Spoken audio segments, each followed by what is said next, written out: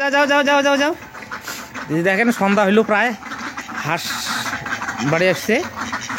এই যে এই কয়েকটা এইখানে আছে, আর বাকি কটা দেখি ওই খোয়ারের মধ্যে। এই যে দেখেন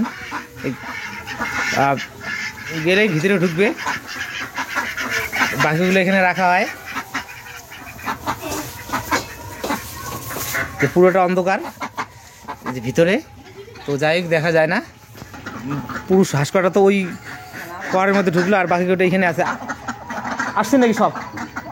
আছে আরো। এই যে এখন এগুলোকে খাওয়া দাওয়া হবে। এগুলো সব কটা কিন্তু মানে মা হাঁস আর কি, ওগুলোকে এখন খাইতে দেবো আর কি। ওই যে আসতেছে একটা একটা করে, এইটা হয় না?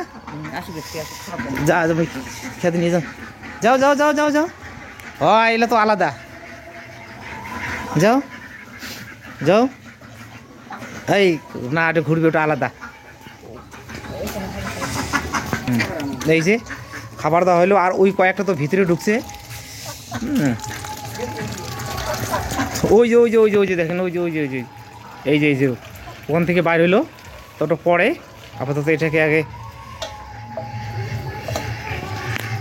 দেখেন, এই যে পরে ঢুকবে।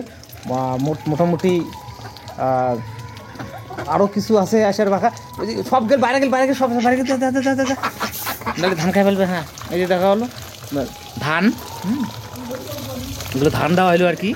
শুধু ভাত মানে বিভিন্ন ধরনের খাওয়া দিতে হবে, কারণ বিভিন্ন ধরনের খাওয়া না দিলে হাঁস কিন্তু মানে গ্রোথ হবে না আর কি। তো গ্রোথ হবার গেলে কি মানে বিভিন্ন ধরনের খাওয়া দাওয়া লাগবে। এই যে দেখেন, আর ডিমের ব্যাপারটা অনেকে বলতে যে ডিম দেখতে যায়, তো এখন তো যেহেতু মরশুম না না, এই জন্যে ডিম খুব কম হয় আর কি। তা সেটা দেখাই না, কম না। হ্যাঁ, আর দেশি হাঁস সম্ভবত ডিম খুব কম হয়, ওটা বলে লাভ নেই। তো এই জন্যে আর কি যে ডিম পাড়া শুরু হবে মোটামুটি চৈত্র বৈশাখের দিকে আর কি। হ্যাঁ, কারণ একটা হাঁসের মরশুম থাকে তো, আর সেই সময় হাঁস ডিম পাড়ে, আর পরে 1-1.5 মাস পরে ডিম ফুটে দেওয়া বাচ্চা হয়ে যায়, মোটামুটি জ্যৈষ্ঠ আষাঢ় মাসে আর কি।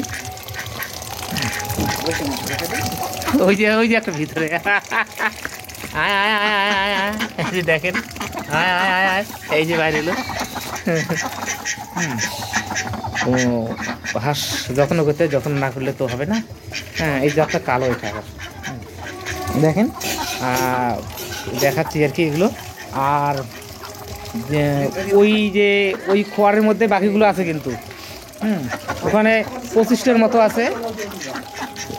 যাও যাও, ঢুকো ঢুকো, থাক থাক থাক।